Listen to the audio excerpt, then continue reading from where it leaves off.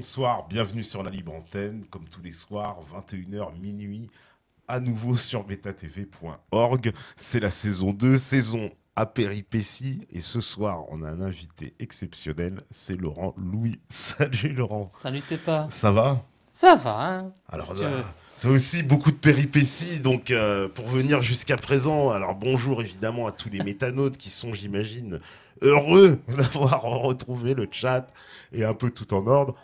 Et on me dit, il y a Bastos, il y a Sankuka, il y a Frit Fricadel, il y a le Buraliste, il y a Yugi, il y a Cerveau, Balzac, Vanopap, Captain Cap, Liberty, Geneviève, Zozo, Max la Science, Sage, Ghost, Godrich. Voilà, qu'est-ce qu'il y a encore? Il y a Hermite, il y a Geneviève Taboui, Fred de Lille, voilà, en tout cas, Cœur de Pierre, Sgola. Bon, bah bonjour à tout le monde, hein, c'est l'émission spéciale. Alors, titre spécial, parce que c'est toi qui as choisi le titre, le Oui. jeu de la vérité. J'ai cette chance. Voilà, c'est toi qui a choisi ce titre. Et alors, évidemment, en plus, il y a eu le livre, bien sûr, on en parlait, mais quel parcours, parce que depuis, on t'avait pas vu depuis, on va dire, bah, nous, pour ce qui concerne Méta TV, depuis le Métatour, hein, quand on Ouais, tout était à passé fait. à Bruxelles. Belle soirée d'ailleurs. Belle soirée, on en parlait exactement, oui, on parlait de sacrée étape.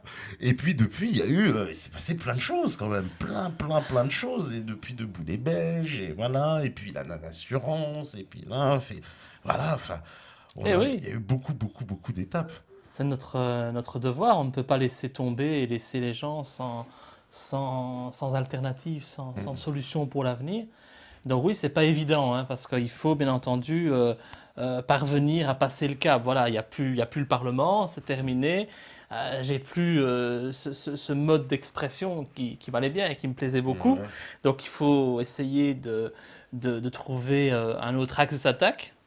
C'est ce que j'essaye de faire. Bon, ben, des fois, c'est pas toujours Mais Debout simple. les Hein. Belges, on n'a pas compris, c'est-à-dire c'est quoi? Il y a eu une scission, il y a eu... parce que, comme on a vu ça de l'extérieur, c'est-à-dire après l'élection, les fameuses élections, parce qu'en Belgique c'était tout, il y avait européenne, Oui, c'était tout en voilà, une fois. tout en une fois, voilà. Et après ces élections-là, Debout les Belges, visiblement, s'est fait escroquer l'élection, enfin d'un point de vue de ceux On est complotiste. bon, Hein. voilà, évidemment, c'est mon côté complotiste comme beaucoup, mais bon, on a retrouvé des bulletins dans des écoles, on a bien vu que, je sais pas, il y a eu plein de témoignages de gens du PS qui s'enfuyaient avec des urnes, on savait pas où ils allaient, etc. Oui, des Bon. zones qui ont mis 4 heures pour parfois parcourir moins de 30 km. Oui, voilà, il y a eu une panne aussi informatique Pas à Bruxelles. d'informatique. Il y a même des gens qui n'ont pas pu voter. On n'a pas pu voter. On a annulé les votes. On a annulé les votes, voilà, enfin c'est quand comment même...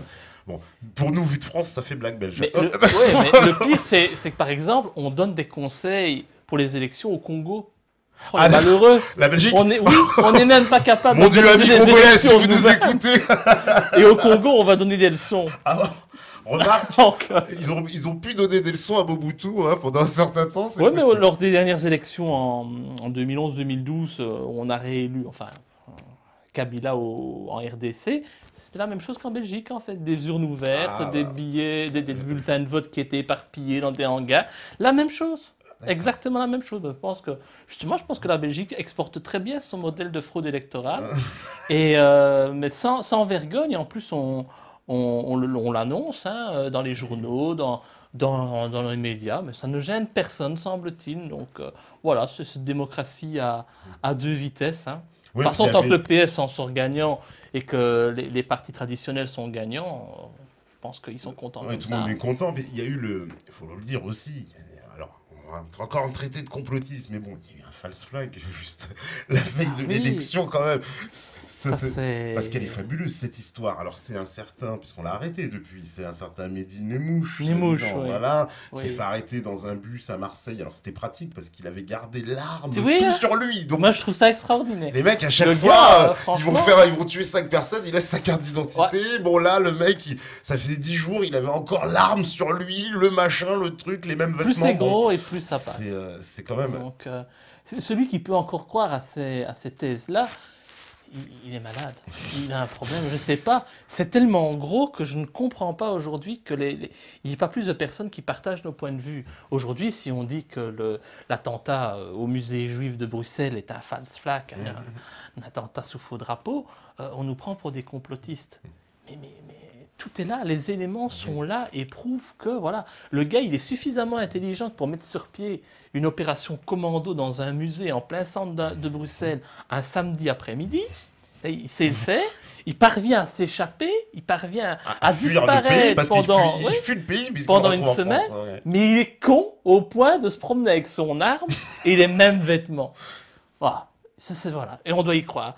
C'est comme ce qui s'est passé chez Charlie Hebdo. Hein. Bon, on est dans le même scénario. Hein. C'est presque la même chose. Je veux dire, un gars ou deux gars là, qui déboulent, qui tirent et qui après qui s'enfuient. Sauf qu'ici, ils laissent leur carte d'identité. Ça, c'est encore mieux.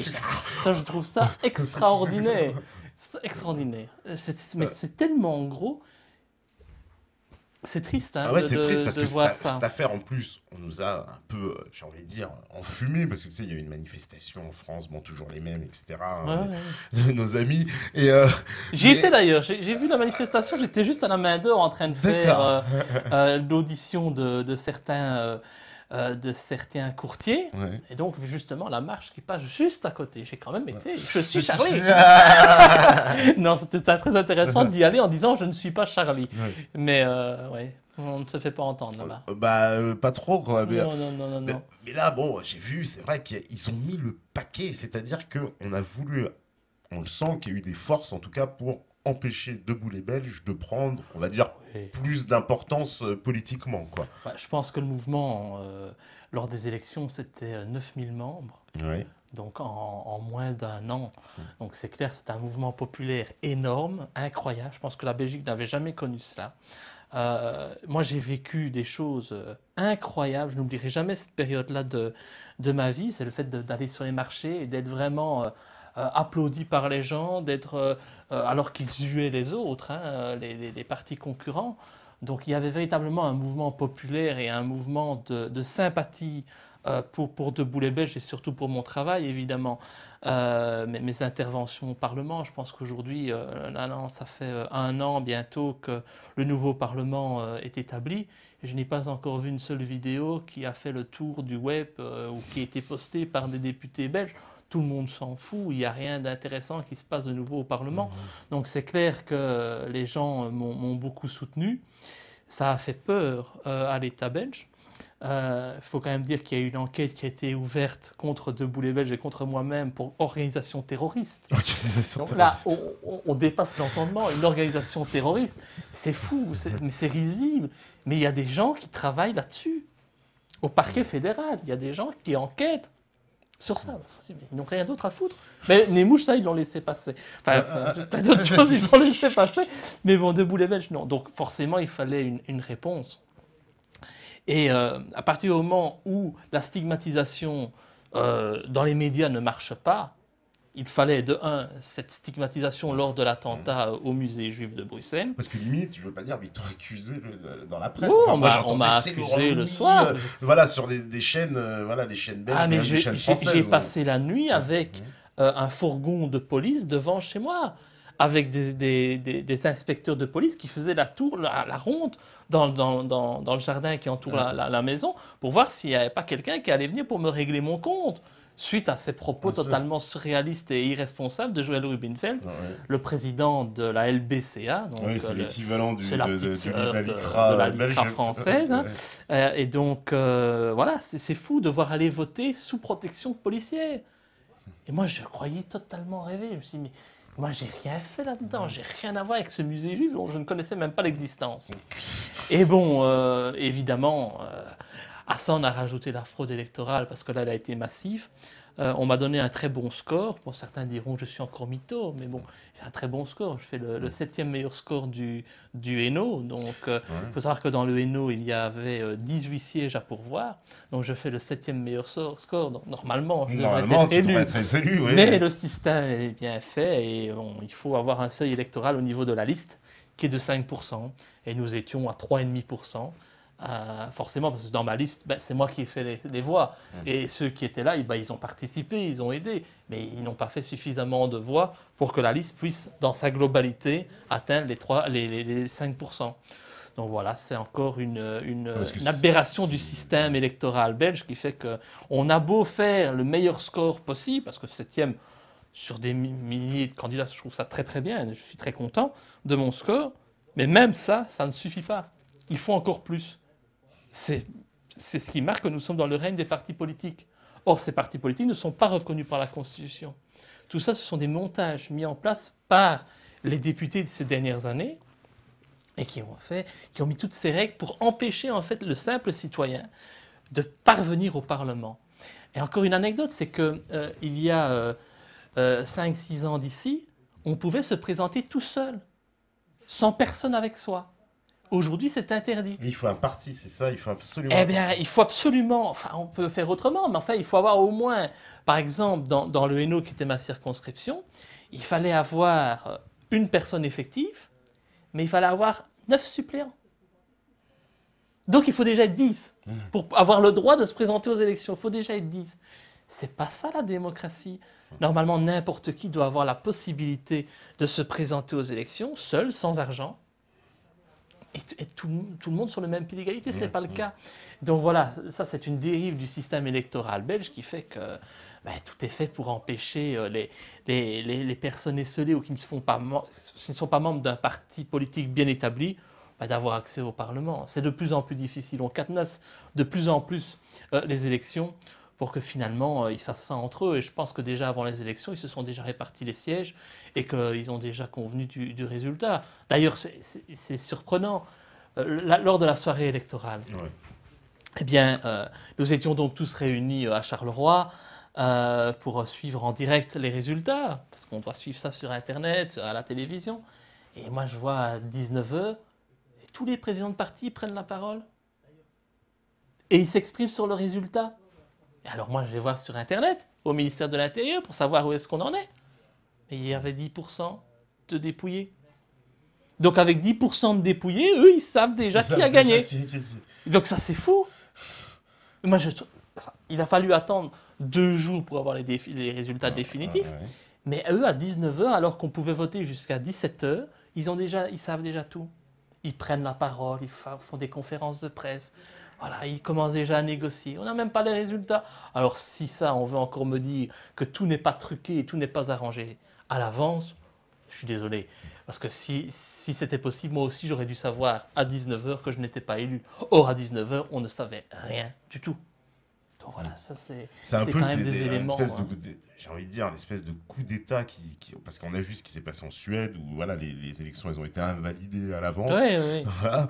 Et là, la Belgique, j'ai l'impression qu'il y a eu une opération sur la Belgique pour empêcher, en tout cas, qu'il y ait une émergence d'une force un peu... voilà, bon, en Suède, ils y sont carrément allés, on interdit les élections, puis en Belgique, voilà, il y a eu toute cette pression, quoi, et puis cette triche, ces machins... Bah oui, je pense que ce sont les armes qui sont utilisées par un système qui est en fait au bout du rouleau. Donc il ne se cache même plus pour violer clairement la Constitution et les bases même de la démocratie. Donc ça montre vraiment que le système, il est à bout de souffle. Il n'a pas d'autre solution que de tricher pour parvenir à subsister. Bon, c'est triste. Malheureusement, je pense qu'il a encore de beaux jours devant lui, ce système. Parce que avant que tous les citoyens s'en rendent compte et surtout qu'ils décident de réagir, autrement qu'en étant derrière son clavier d'ordinateur, eh bien, je pense qu'il y aura encore de nombreux gouvernements qui vont se succéder et il y a la désinformation médiatique qui est toujours présente.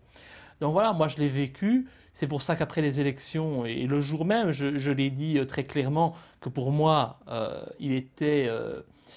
illusoire de pouvoir encore penser arriver un jour au Parlement par une voie normale, par la voie de l'élection. Par la voie de l'élection. Parce que je pense que simplement on se fout de notre gueule.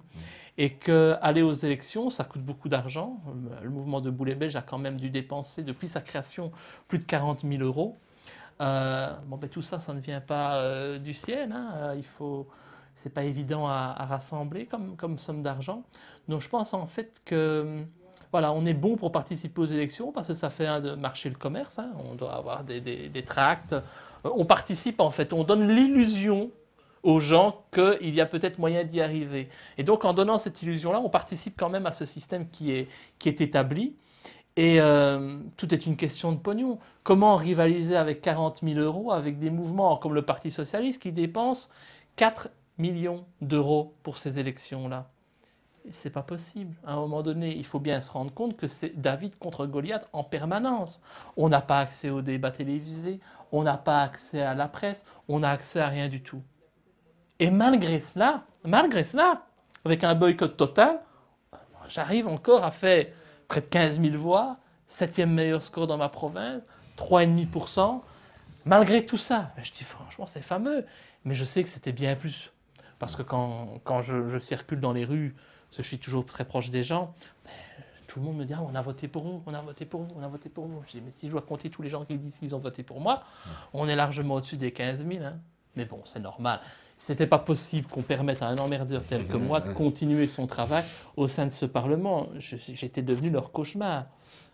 Toutes les semaines, en train d'intervenir, le président de la Chambre qui me téléphonait pour me dire « Je vous en supplie, ne faites pas de scandale aujourd'hui, que tout se passe bien. » Ah oui, il t'appelait. Oui, il m'appelait. Donc non, sincèrement, je pense que le nombre de spectateurs qu'on faisait venir dans le Parlement, tous les services de sécurité étaient dépassés. On me disait « Mais vous nous donnez une surcharge de travail, pas possible. » Je dis « Mais comment ? Je fais simplement en sorte que les citoyens de ce pays viennent assister au débat parlementaire. C'est pas ça qu'on entend à la télévision, au niveau des discours politiques, et réintéresser les citoyens à ce qui se passe en politique. C'est ce que je fais. Pourquoi moi, c'est pas bon ? C'est de l'hypocrisie. Ouais. Tout ce qu'ils veulent, c'est faire leur petite magouille entre eux. Qu'il n'y ait surtout pas d'un gars extérieur qui vienne mettre son nez dans leurs petites affaires et que tout se passe bien. Je pense que là, ils ont fait en sorte qu'il n'y ait plus de Laurent Louis pendant un certain temps au Parlement. Parce qu'avec tout ce qui m'est arrivé, des poursuites en justice, des attaques en règle dans la presse, on m'a totalement humilié, stigmatisé. Ah oui, j'ai envie de dire presse belge et française, parce que même le petit journal s'est amusé à faire une parodie sur toi, etc. Oui, bon, on a été plus loin, hein, un journaliste de RTL TV, donc c'est quand même, c'est l'équivalent un peu de TF1, qui commence son émission en disant « Faut-il faire taire le député Laurent Louis ?»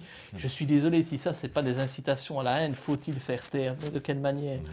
Hein, c'est ça, on peut quand même poser des questions par rapport à ce genre de commentaires. Donc voilà, j'ai fait mon expérience par rapport au monde politique. Je sais aujourd'hui que les mots ne suffisent plus. Il faut autre chose. Il faut aller beaucoup plus loin que cela. Et je pense qu'on a été trop gentils jusqu'à présent.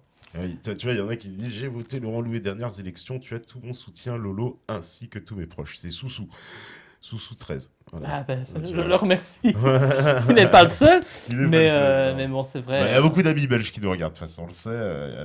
Ils doivent être encore plus présents aujourd'hui dans cette journée spéciale. Mais alors, justement, après Debout les Belges, alors, ça c'est la chose que beaucoup de gens n'ont pas compris. Ils se sont sentis, alors, moi évidemment, mais je connais beaucoup de gens, membres de Debout les Belges aussi, avec qui je suis en rapport, et qui me disent « Oui, mais Laurent Louis, après l'élection, c'est comme si ils se sont sentis abandonnés. » Pourquoi il y a eu ça ? Oui, mais c'est symptomatique, malheureusement. Je pense que les personnes qui ont rejoint Debout les Belges, ils attendent un messie. Et le messie, il n'existe pas. Ce n'est pas moi, ce n'est pas... Alain Soral, ce n'est pas... Tu commences déjà. Ce n'est pas Marine Le Pen, ce n'est pas... Voilà, il n'y a pas de messie. Et donc, c'est vrai que certaines personnes ont mis beaucoup d'espoir en moi. Mais je suis désolé. Le soir des élections, je ne suis pas élu. Qu'est-ce que je dois faire ? Prendre les armes et faire un coup d'État ? Envahir le Parlement ? Oui, je veux bien, mais je me serais retrouvé tout seul et c'est moi-même qui aurais été dans les cachots. Donc non, à un moment donné, il faut juste comprendre que... Ces mois de campagne, parce que ça a été des mois de campagne électorale, ont été particulièrement pénibles. Ils ont été très très durs. On s'est beaucoup attaqué à mes proches, on s'est beaucoup attaqué à ma famille, à ma femme, à ma fille. Ça ne se voit pas parce que j'ai jamais voulu communiquer là-dessus parce que ma situation familiale est telle que je n'ai jamais voulu la mettre en avant pour pas qu'on dise que j'essayais de faire de la récupération politique, parce que j'ai une petite fille qui est handicapée, parce que mon épouse actuelle, enfin mon épouse d'aujourd'hui, à l'époque, n'avait pas de papier. Donc voilà, je n'ai pas voulu entrer dans ce jeu-là pour ne pas aller exposer une situation privée en disant « Oui, voilà, finalement, Laurent Louis, il utilise sa vie privée pour se donner une bonne image ». Voilà, non, j'ai jamais voulu faire ça, mais ma famille a vécu des moments très difficiles avec ces menaces venues d'Israël et de cet imbécile d'Ulcan. Il y a eu ça, il y a eu le harcèlement de la police, de la justice, il y a eu toutes ces critiques en permanence, il y a aussi eu toute cette mauvaise atmosphère et le fait que j'aille au cachot quand j'ai été en campagne électorale. C'était vraiment très pénible à vivre pour l'entourage. Et donc, à un moment donné, il faut souffler. Donc, après les élections, je dis, on va souffler. On va faire un petit peu le break. Et puis, il faut bien se rendre compte aussi que pendant 4 ans au Parlement, j'ai souvent joué le rôle d'assistant social, de psychologue, de coach aussi.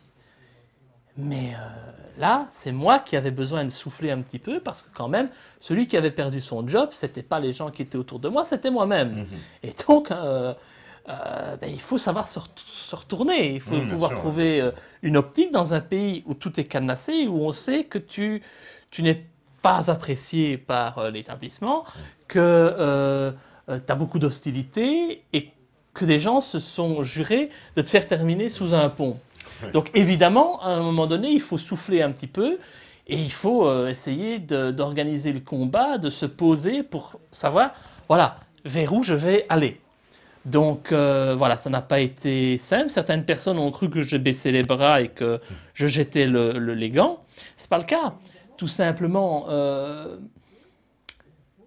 il fallait de toute façon trouver une alternative. Nous avions le temps, puisque les prochaines élections, c'est en 2018 des élections communales, mais sans grand intérêt.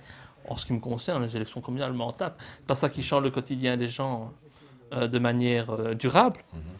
Les prochaines élections, c'est 2019. Il n'y a pas urgence. Ça va, on a le temps de se poser, de prendre les bonnes décisions. Puis après, il y a des gens qui sont un peu opportunistes, qui sont là parce qu'ils voyaient déjà le poste de député leur tomber dans les bras et profiter de l'effet autour de moi pour pouvoir. Il y a toujours un peu de ça dans les milieux politiques. Toujours, mais ça c'est tout le monde. Ça c'est tout le monde. Semble-t-il, l'élection est un moment où tout le monde s'enflamme un peu aussi.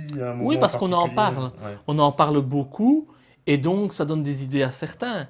Et c'est clair qu'il y a des personnes qui nous ont rejoints, qui n'avaient comme seule et unique ambition d'arriver au Parlement. Mais les gens n'y connaissaient strictement rien. Il y en a qui, même 18e sur la liste, ils pensaient quand même arriver au Parlement. Bon, oui, mais bon, voilà, il faut gérer ça aussi. Il faut gérer les déceptions. Et comme on le sait, à chaque fois qu'il y a une déception, il faut toujours trouver un responsable. Et donc, le responsable, c'est souvent moi. Mais moi, je n'ai jamais rien promis à personne. C'est clair qu'on a fait des listes électorales un peu partout dans le pays, surtout pour répondre à la demande qui était très importante au sein de la population de pouvoir exprimer un vote de contestation en votant pour Debout les Belges. C'est pour ça qu'on s'est présenté partout sans avoir les moyens de faire campagne. Il faut quand même se dire qu'on s'est présenté dans des provinces comme le Brabant wallon, comme Namur, comme Liège, où on n'a même pas distribué un seul tract. Et malgré ça, on a fait des voix. Donc ça, c'est quand même extraordinaire. On s'est concentré sur ma circonscription, ça a toujours été décidé comme ça dès le départ.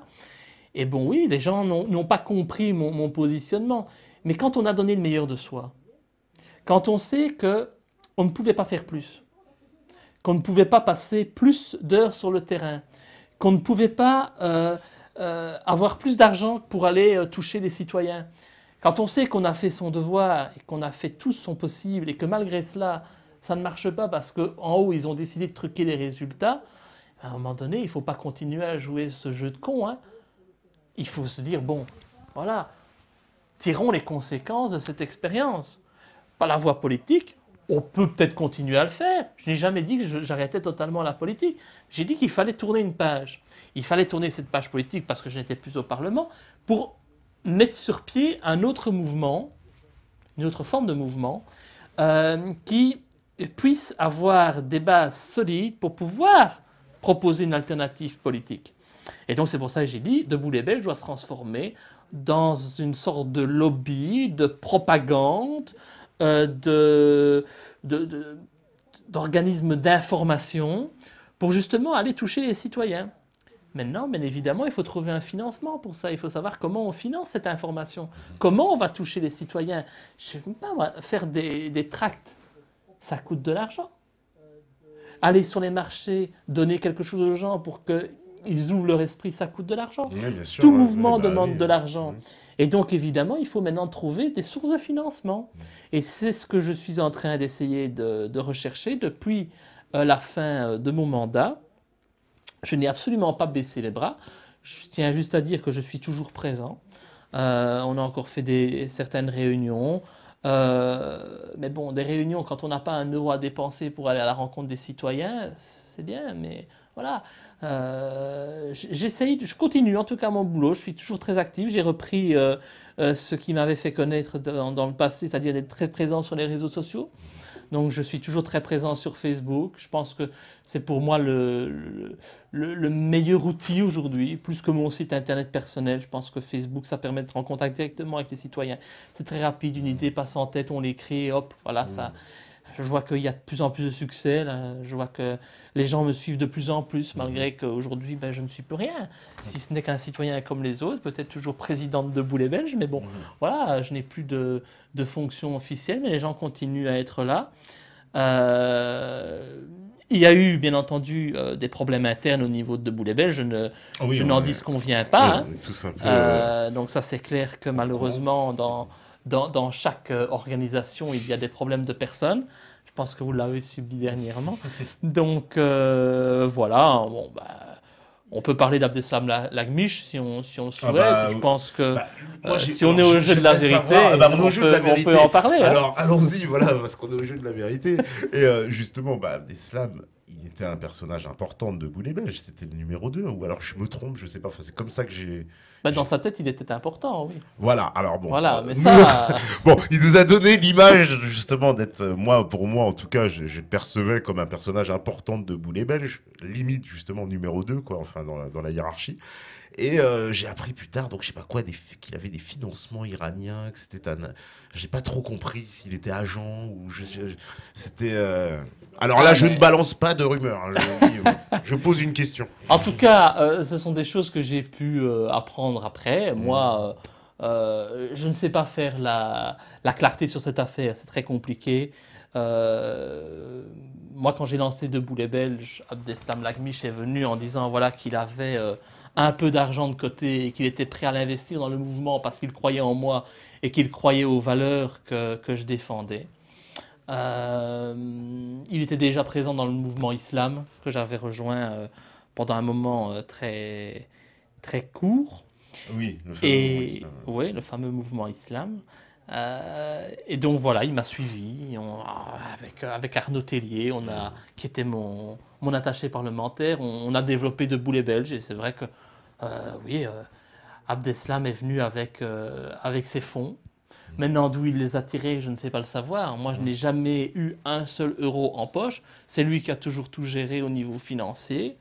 Je sais qu'il y a eu des problèmes, hein. Par exemple. D'ailleurs, j'en profite ici pour m'excuser parce que j'ai appris après les élections qu'il y avait toute une magouille financière autour du congrès de la dissidence du 4 mai.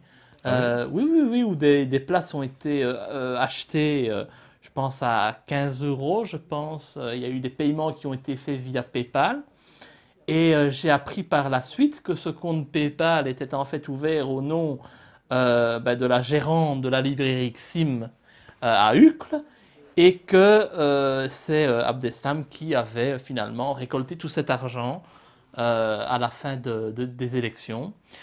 Et ce qui est plus grave, c'est qu'on avait promis à tous ces spectateurs qu'ils allaient être remboursés, au moins de 10 euros, et que ce remboursement n'a jamais eu lieu.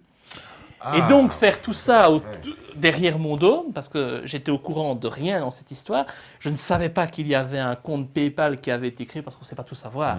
On peut diriger un mouvement, mais bon, s'il faut s'occuper de tout, c'est pas possible. Hein. Donc j'avais laissé ça à Abdeslam. Et je suis navré pour toutes les personnes qui ont été bernées en fait dans cette histoire et qui n'ont jamais revu la couleur de leur argent. Je trouve ça inadmissible, hein, parce que c'est le mouvement de Boulet Belge qui est organisateur, qui est entaché par de telles mauvaises gestions, et c'est presque de l'escroquerie. Donc voilà, malheureusement, je n'y peux rien. Moi, je ne sais pas récupérer cet argent et rembourser les gens. Je sais qu'il y a aussi beaucoup de problèmes avec la librairie XIM à Uccle, où ces gens ont finalement fui en ne payant personne. Donc là, j'ai eu le... Encore ce matin, j'ai eu un mail du gars qui a fait le livre Fan de Dieudo mais pas facho. Oui, oui, oui. On revient plus sur son nom. Eh bien, qui lui aussi me demandait si j'avais des nouvelles de la librairie Xim parce qu'il n'avait pas été payé de ses bouquins. Et voilà, mais ça retombe toujours sur moi. D'accord. Et malheureusement, ces gens m'ont totalement arnaqué aussi parce que on m'avait promis que je pourrais vendre mon livre debout dans une vraie librairie, dans la librairie dissidente qui allait s'installer un peu en dehors de Bruxelles. Donc on a fait un nombre d'exemplaires suffisamment important pour qu'on puisse les couler dans un vrai magasin, on va dire. Et ils ont disparu, sans crier gare. Il paraît que maintenant qu'ils sont en train de s'occuper de chevaux dans le nord de la France. Donc voilà, mais ça évidemment, ce sont des gens qui ont senti l'opportunité de se faire de l'argent, il faut le dire tel qu'il est, qui sont venus et qui ont fait ce qu'ils pensaient devoir faire, et en donnant une mauvaise image du mouvement. Et je peux comprendre que certaines personnes se sentent aujourd'hui escroquées. Je pense à notre ami Axo, qui réalise toutes ces... une dédicace. Donc oui, je sais qu'il est en train de nous regarder là, chez lui. Ouais. Donc on le salue bien fort, évidemment. Donc je pense qu'il y a lui, il y en a plein d'autres qui n'ont jamais vu la couleur de leur argent. Et ça, c'est quand même grave. Alors moi, évidemment, je ne peux pas continuer à travailler avec des gens comme ça. Oui, ça, c'est évident. Donc voilà, c'est comme ça. Abdeslam... c'est lui qui a mis tout sur pied avec la librairie dissidente, la librairie Xim, c'est lui qui a incité à ce que ça se passe comme ça. Bon, moi ce que je constate, c'est qu'aujourd'hui Abdeslam Lagmiche, plus personne n'en entend parler. Je ne sais pas ce qu'il fait. Voilà. La librairie Xim, elle n'existe plus. Ils ont fui. Moi, je suis toujours là. Donc je pense que ça veut tout dire. Arnaud Tellier, bon, malheureusement, et lui c'est un plus grand regret parce que je pense que c'est quelqu'un de compétent. C'est quelqu'un qui, humainement, m'a beaucoup marqué au niveau de mon combat. On ne s'est pas toujours compris. Bon, ça, c'est normal, je veux dire. Quand on travaille en permanence ensemble, ben, il peut y avoir des petits accrochages par moment. Mais vraiment, Arnaud est quelqu'un qui il est profondément dissident dans sa tête. Et je pense que ses comportements et sa vie le démontrent. Donc pour moi, j'ai toujours beaucoup de respect pour lui. Il se fait qu'après les élections, il n'avait plus envie d'avoir de patron. Je peux le comprendre, moi je n'ai jamais voulu avoir de patron. Donc à un moment donné, on s'est séparés. Et c'est vrai que maintenant, Debout les Belges, je me retrouve un petit peu seul au niveau de ces structures dirigeantes de l'époque. Hein. Abdeslam, c'est pas grave, je pense qu'on s'en sortira mieux sans lui. Arnaud, bon, c'est un petit peu dommage. Mais bon, ça, c'est aussi la jeunesse qui parle. Hein. Je dirais, à son âge, j'aurais peut-être fait la même chose. D'ailleurs, je pense que je l'ai fait quand j'avais son âge, sinon je ne serais pas arrivé au Parlement. Donc, je ne peux que l'encourager à suivre son chemin. Mais voilà, donc ici, ma volonté dans les prochaines semaines, d'ailleurs, il y a une réunion qui a été fixée pour la semaine prochaine, c'est de redémarrer Debout les Belges avec une autre structure, avec d'autres personnes. C'est vrai que j'ai besoin d'avoir des personnes qui ont un peu plus de fond. On a souvent dit que Debout les Belges, c'était un mouvement de baraki. Et c'est quelque chose qui me fait mal parce que, de un, c'est un manque de respect par rapport aux personnes qui ont donné du temps, de l'énergie, de l'argent pour le mouvement, qui se sont donné corps et âme pour m'aider dans cette entreprise vraiment très, très difficile. Et donc oui, c'est vrai, Debout les Belges a démarré avec une base militante très populaire, avec des gens qui n'ont pas de moyens, des gens pauvres, des gens qui connaissent les difficultés de la vie, des gens qui sont peut-être aussi un peu perdus, des gens qui sont au chômage et qui se demandent ce qu'ils vont faire de leur vie. Eh bien, je vais dire, je préfère avoir travaillé avec des gens de ce type-là qu'avec des universitaires. Parce que les universitaires, ils sont bons derrière leur ordinateur ou dans leur bureau doré, mais je n'aurais jamais vu un universitaire venir à mes côtés tous les jours, par soleil, par pluie, par vent, venir avec moi sur les marchés à la rencontre des citoyens. Sans eux, ces gens que l'on méprise en permanence, que les médias ont méprisés, que Canal+ a méprisé, eh bien, voilà, j'aurais rien pu faire, j'aurais été tout seul. Et donc moi, je suis fier à la limite d'être à la tête de ce mouvement qui a été considéré par beaucoup comme un mouvement de baraki.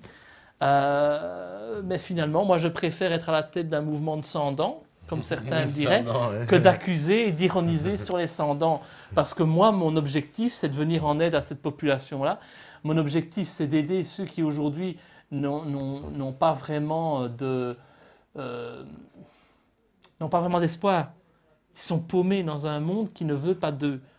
Parce qu'aujourd'hui, il est clair qu'il vaut mieux rapporter de l'argent que de ne pas en rapporter. Et ces gens qui sont malheureusement un peu perdus, ils ne rapportent rien. Ils ne font pas marcher l'économie, donc tout le monde s'en fout. Donc voilà, moi je pense que j'ai été très heureux de côtoyer toutes ces personnes, dont je suis d'office très très proche. Mais je pense aussi maintenant qu'il faut aller un peu plus loin et que quand on va redévelopper le mouvement Debout les Belges, le restructurer, il faut aussi des personnes qui soient capables de tenir un discours politique. Tout ne peut pas tourner autour de Laurent Louis. J'ai besoin d'un pendant féminin, ça c'est certain. Je pense que je l'ai trouvé, ma petite idée dans la tête. Maintenant, il faudra que ce soit accepté par tout le monde. Donc voilà, je voudrais vraiment que ce mouvement puisse vivre même sans moi. Ça, c'est important parce que la vie est comme ça, il peut toujours arriver quelque chose, on ne sait jamais. Personne n'est éternel. Et donc, voilà. Non, parce que il y a eu des hauts et des bas. Ouais, parce que ce mouvement, ça a suscité quand même un énorme espoir en Belgique, quoi. Il y a eu beaucoup de gens qui voyaient quand même l'avènement, en tout cas, d'un espèce de renversement politique, quoi. Qui voyaient, qui se disaient, voilà, on va enfin pouvoir avoir une vraie représentation populaire, quoi. Oui, c'est vrai. Mais ça aussi, ça a posé des problèmes. Parce qu'à force de mettre trop d'espoir dans quelqu'un ou dans une idée, finalement, on peut être très vite déçu. Et ça, je l'ai connu après, des gens qui étaient déçus, qui estiment que je n'ai pas fait assez. Mais qu'est-ce que je pouvais faire plus? On a mis la Belgique sans dessus-dessous. On n'est pas revenu à faire en sorte que pour la première fois, on lance des autopompes sur un parlementaire, qu'on le mette dans un cachot. Qu'est-ce que j'aurais pu faire de plus? Je ne sais pas. Je ne comprends pas. Je veux dire que des fois, on est assez exigeant envers moi et assez intransigeant. D'autres, par exemple, au congrès de la dissidence, se sont contentés de rester dans une chambre d'hôtel. On ne les a pas insultés et on ne leur a pas dit qu'ils auraient pu faire encore plus. Moi, j'étais là en première ligne. Donc, voilà, c'est ça un peu. Je trouve que c'est un peu deux poids, deux mesures. Il ne faut pas exagérer. Moi, j'ai pris tous les risques que je pouvais. D'ailleurs, il y a quand même toujours cette épée de Damoclès de la justice qui est au-dessus de ma tête. Je comprends juste qu'aujourd'hui, pour certains, je peux prendre tous les risques du monde, mais malheureusement, aujourd'hui, quand je vais au tribunal, je suis tout seul. Et ça ne va pas. C'est facile d'encourager quelqu'un à dire « Oui, vas-y, donne des coups, donne des coups. » Oui, après, je me retrouve au tribunal. La dernière fois, on est quoi? On est 5. Là, ça ne va pas. Et là, je le dis aussi, je critique ouvertement la dissidence. Tout ce mouvement, enfin, la dissidence, parce que je pense que ça n'existe de toute façon plus, et que c'est mort depuis un petit temps, depuis que certains ont fait des conneries. On en parlera. Et donc, voilà. J'en veux beaucoup à ce mouvement qui, par exemple, j'ai un procès ici qui va démarrer et qui va être énorme parce que c'est un procès pour antisémitisme, pour négationnisme, pour révisionnisme. Bon, j'ai sur le dos la LICRA, je ne sais pas si vous imaginez, la LICRA française qui vient porter plainte en Belgique. J'ai la LBCA, j'ai le Centre pour l'égalité des chances, j'ai le Centre d'action laïque. J'ai tout le monde sur le dos, le CCOJB. Il y a 15 avocats contre moi et il n'y a personne. Personne pour me soutenir. Elle est où cette solidarité? Où sont ces personnes qui m'ont encouragé quand j'étais au Parlement et que j'exprimais leur voix? Ils doivent être là aussi dans ces moments-là, parce que c'est bien beau tout ça. Mais si on n'est pas derrière les personnes qui prennent des risques, il ne faut pas s'étonner après que plus personne ne veuille prendre des risques. Et ça, je pense que les citoyens doivent s'en rendre compte et ils doivent aussi tirer des conclusions de leur comportement. C'est bien beau d'être présent lorsqu'il y a des élections, mais après, c'est encore plus maintenant que j'ai besoin des gens. Maintenant, j'ai besoin parce que, je ne suis plus sur la scène médiatique, donc on ne se gêne pas pour me traîner dans la boue. Je risque clairement des peines d'emprisonnement, des amendes très très importantes. C'est maintenant qu'il faut un mouvement populaire pour me soutenir. Et là, je constate quoi? C'est que plus personne ne se déplace. Les gens se contentent de me soutenir sur Internet. C'est bien, c'est gentil. Je suis content. En un mois et demi, j'ai pris 5000 personnes sur Internet, sur Facebook. C'est bien. Mais en attendant, Il faut... C'est aussi le problème, c'est que on crée aussi des dissidents de canapé ou de clavier. Et je dis clairement, attention, il ne faut pas tomber dans cette logique-là de croire que parce qu'on passe 2 heures sur Internet en diffusant des informations sur YouTube ou sur Facebook, on est un dissident et qu'on agit véritablement pour le changement. Non, il faut soutenir les personnes qui essayent de prendre ce combat à bras le corps.